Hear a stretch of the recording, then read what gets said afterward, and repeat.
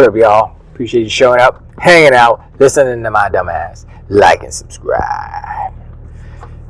So, I want to talk about the kind of what's going on, right? People that are engaging in this console war, and they're like, okay, well, PlayStation's better, Xbox sucks, blah, blah, blah. Xbox is better, PlayStation is trash, blah, blah, blah, right? Nintendo's whatever. And this is mainly for the Donkey Unicorns and Ponies, obviously, but it's also for people who don't really think about or realize what's actually happening. And I said in the last video and previous videos, numerous times, Xbox is playing 60-90 chess. And this chess that they're playing is a little bit above the pay grade of most ponies and Donkey Unicorns, obviously. But it's okay.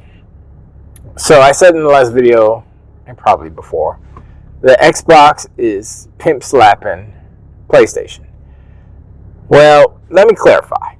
Xbox is the pimp, and PlayStation is the $2 sex worker. Let's just say that. She's the $2 hoe.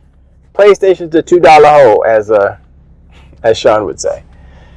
And this is why.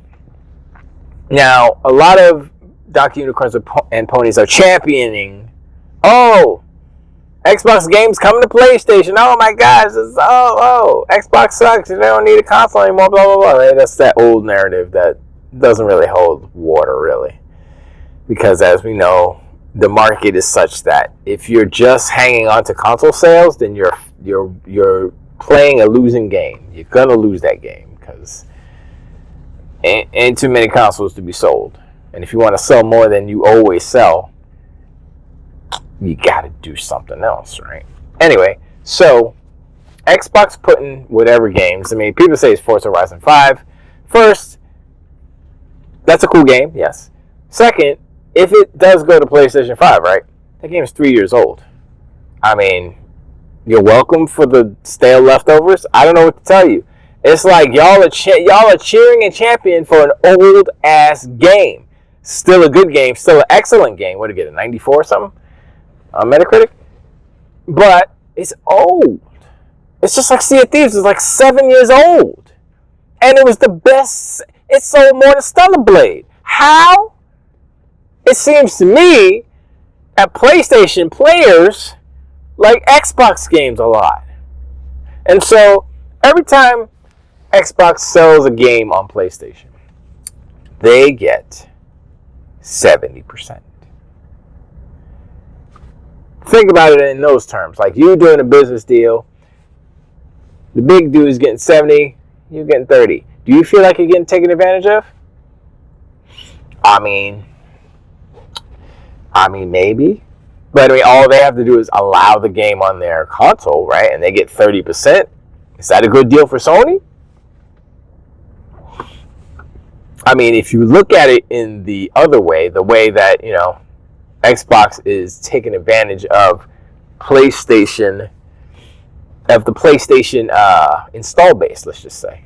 They're taking advantage that it's there and they can abuse and use them to their likings, to their willing. I mean, they have to give good games and people have to buy them, obviously. The kicker is the games that they're giving to PlayStation. The games that they are putting on PlayStation are on Game Pass.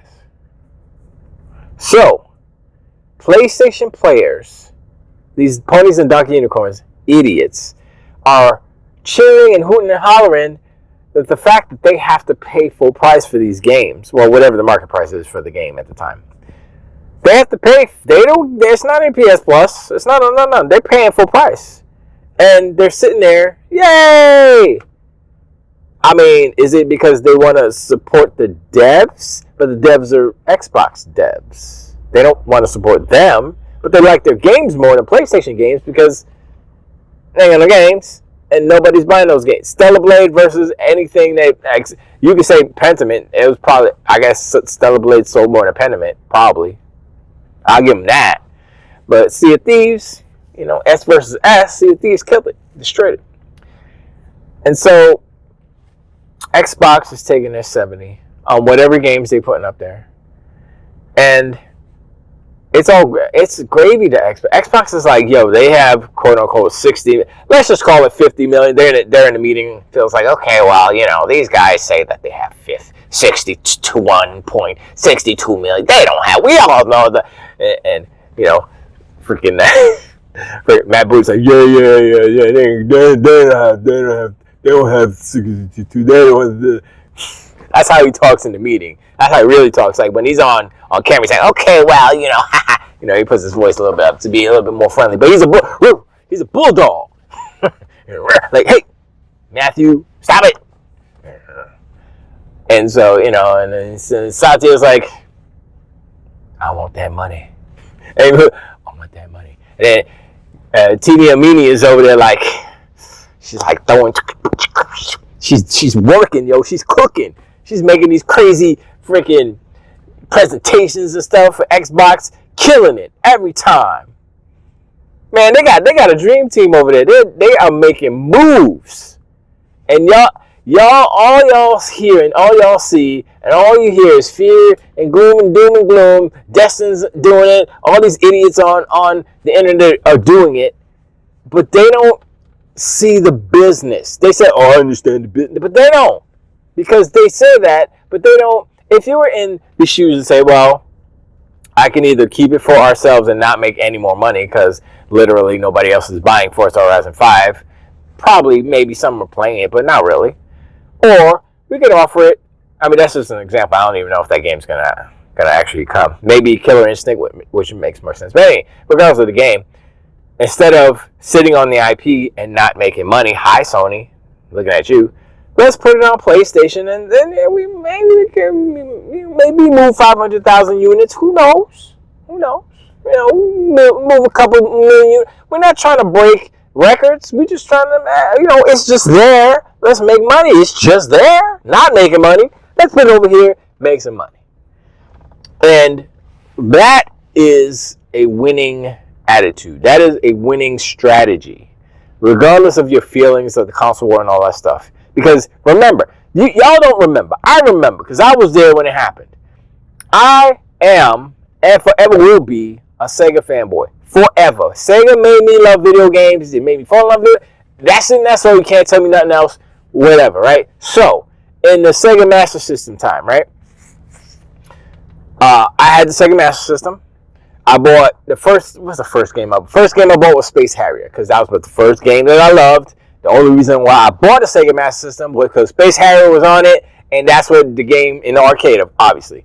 That made me fall in love. I played the home version. I was like, this ain't it. It's alright, but this ain't Space Harrier. Let's go. Let's be real. Anyway, point is, all the game Outrun came out. And I was Afterburner came out. And I was you know what I'm saying.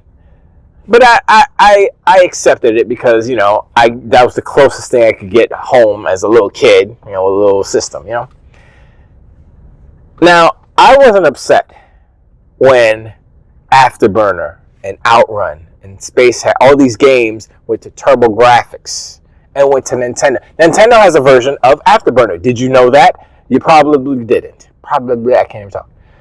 Turbo Graphics, I think, they have a version of Afterburner as well. Amiga has a version of Afterburner. Everything has a version of Afterburner. Was there console warriors out there back in the day like, oh my gosh, I hate Sega now because they put their games. Why should I buy a Sega Genesis? Why should I buy a Master System? Because it's going to be on the Commodore 64. It's a dumb argument because if you don't have the system, if you have a system, it comes to your system, cool, I get to play a cool Sega game.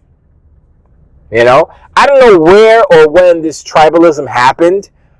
As far as like the first party stuff, I don't know when or where it happened, but it has happened. I'd probably have to do some research and figure out exactly when it happened. I think it was probably around end of PS2, Xbox, OG Xbox, into the Xbox 360, PS3 era. I think that's when it kind of started doing it. But there was no rhetoric or crying about first-party games going to other platforms. There was no such thing. The problem with that was with the corporations themselves, because of Nintendo in particular, because Nintendo didn't allow certain games on their platform because of their goofy contracts. So companies like Konami and Atari had to make subsidiaries of their main corporation. So Atari made Tengen, I believe, and Konami made I don't remember what theirs was called, but they made separate companies to put out games themselves, I guess, without Nintendo's seal of approval. Or so. I forgot why they did it, but they did it to get around something that Nintendo was doing. And so they put, like, Tengen put Afterburner on NES. I believe they published it. They also did Tetris. I think they did Tetris too. I believe they did. Anyway, the point is,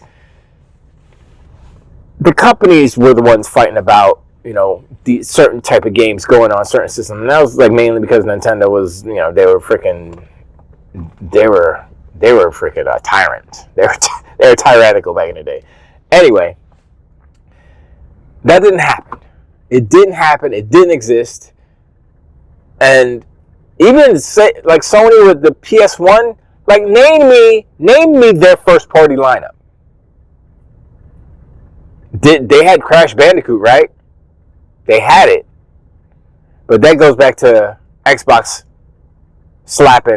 being the pimp of PlayStation, because guess who Crash Bandicoot belongs to now? Slap!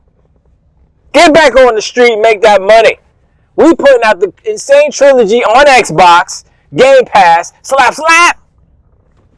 We taking your IPs, son. We took it, and that's it, and that's all. Sorry. Try again.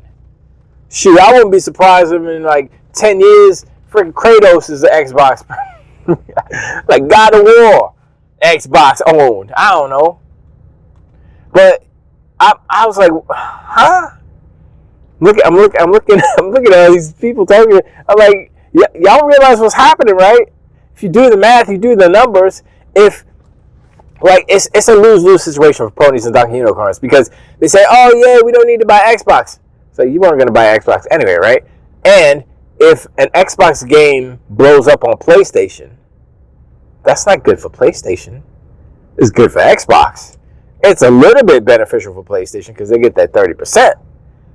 But ultimately, it's way more beneficial to Xbox, PlayStation's enemy. So in this whole kind of dynamic, the better games perform on PlayStation, the better it is for Xbox, the worse it is for PlayStation. And one thing that people don't realize is that people who are like casuals who have PlayStations, they're going to see these Xbox games, right? They're going to see, like, if let's just imagine it's Forza Horizon 5, right? Say, oh, that's a cool game. I played that. You know, I bought it. I played it. Boo, boo, boo, boo. And then Forza Horizon 6 is announced only on Xbox.